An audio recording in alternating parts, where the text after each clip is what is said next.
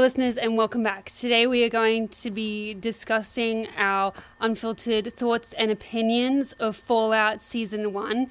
Beware of spoilers as we will be breaking down the entire season. Also joining me today will be my brother to help us talk through and break down the key plot points. Let's begin.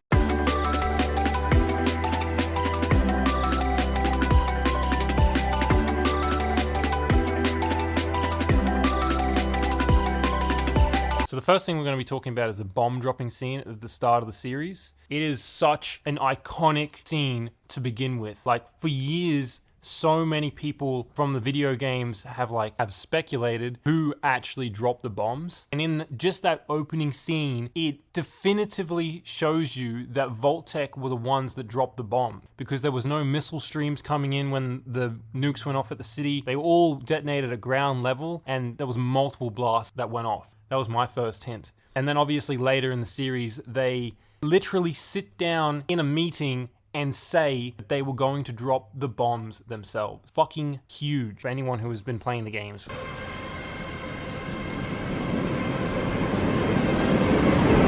And then even for those who haven't played the games and don't even know the significance of the backstory, it was still just a very intriguing and shocking scene to begin with, particularly just to start the show.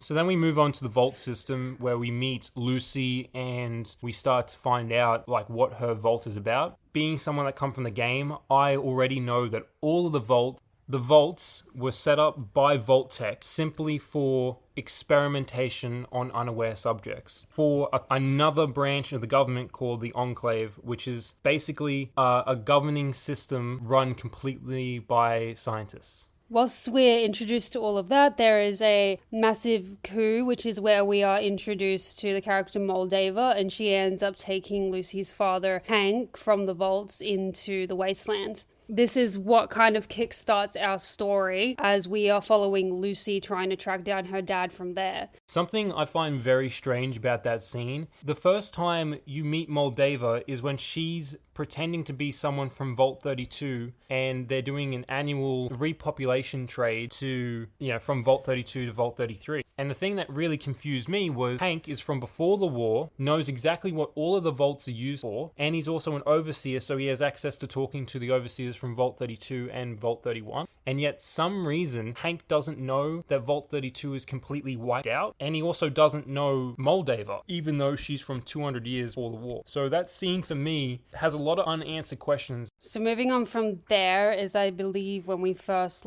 meet the Goa'uld. So after we meet the Goa'uld, this is also when we're introduced to how the Goa'ulds work and their serum system and stuff. So the Goa'ulds are human and stuff, but they have these special serums that they need to take in order to keep them sane. And if they don't take them, they slowly lose their mind and become feral. I think they end up foreshadowing a scene where he ends up with a bunch of them that kind of symbolizes that he's able to stay sane.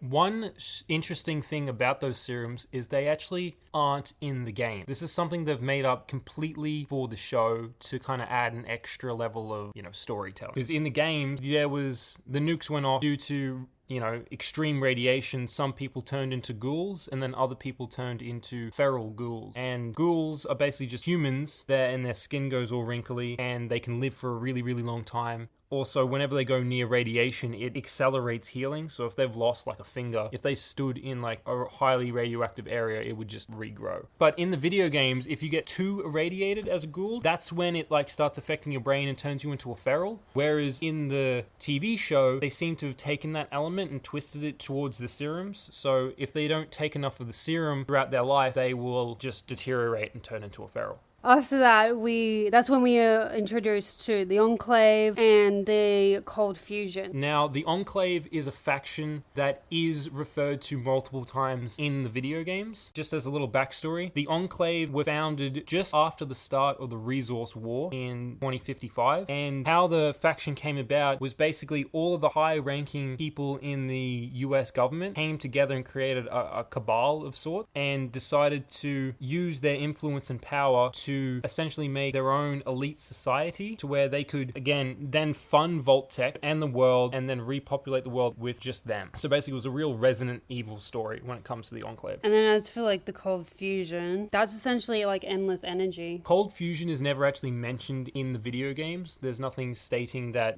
specifically cold fusion that will be endless energy. It's just nuclear reactors in the game. In the TV show, they are basically trying to symbolize that cold fusion is an extremely small device that can create exceptionally large amount of power. They could basically power the entire continental United States with just one tiny little tablet-sized cold fusion core. After that is when we meet Maximus and are introduced to the Brotherhood of Steel. He's able to go out on his first exhibition. Whilst there, they end up doing a bit of a side mission, and the dude that he's with gets attacked. And so Maximus decides, you did this to yourself. So he ends up taking the steel, and he knows that he needs something to present to the Brotherhood before he comes back. So this is where he hears about the cold fusion, and he goes on his own journey to also track it down to be able to trade with the Brotherhood.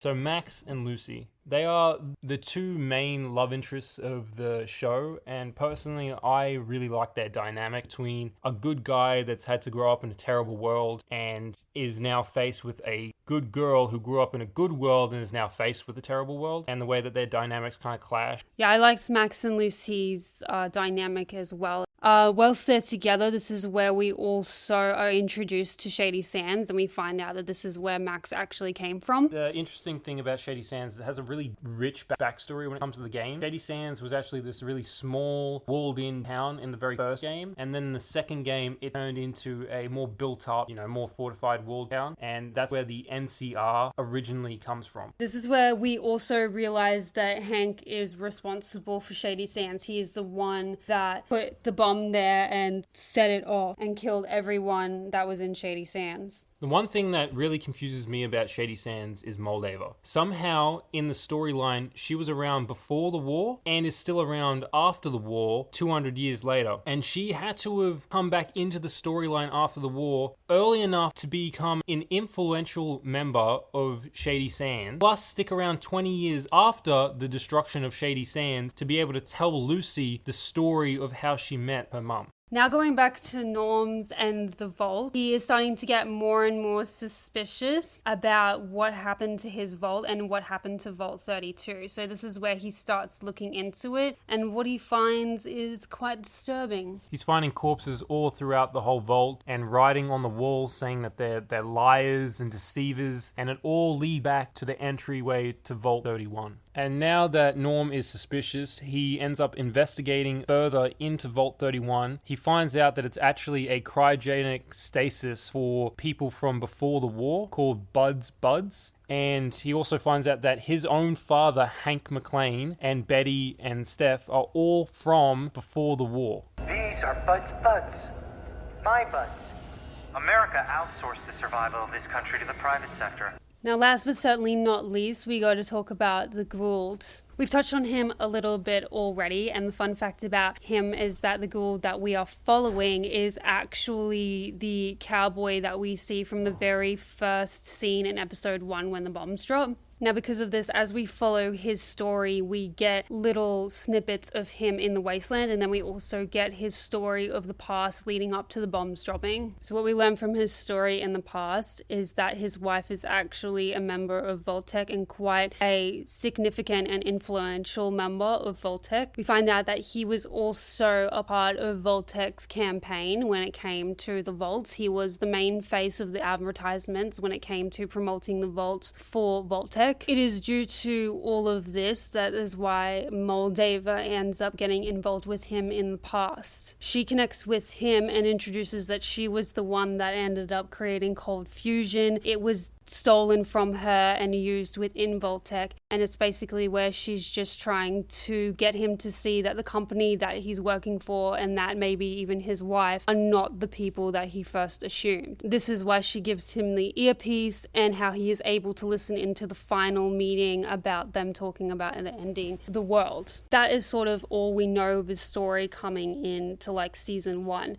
Now when we're watching him as a Gould in the wasteland, he's on the mission to look for his family. The only connection that he possibly has is with Moldaver and Lucy. When he meets Lucy, he figures out that her last name is McLean and sees the connection there, as he actually knows Hank. He then eventually comes across a photo of Moldaver and realizes who she really is and puts that together as well. This is what leads him to the observatory, and it all comes to a head there. He is confronted with Hank, where he asks the question, where is his family, not where is his wife. So from the first scene that we see when the bombs drop, he is with his daughter. So you're thinking most of this time that he's possibly looking for his wife because she would have been in the vaults. But at the very end is where he actually specifically says family. So this is where you clue on to the fact that the daughter is still alive, which kind of gives you more questions than it does answers, because you're wondering, how did the daughter end up in the vaults even though she was with him when the bombs actually dropped? And if the daughter was able to get into a vault with the wife, why isn't the Gould also in the vaults with his family? Like, what happened to cause his daughter to get into one but him be left out? Hank does not answer the question and instead ends up escaping and making his way to New Vegas. This is what sets us on the path for season 2.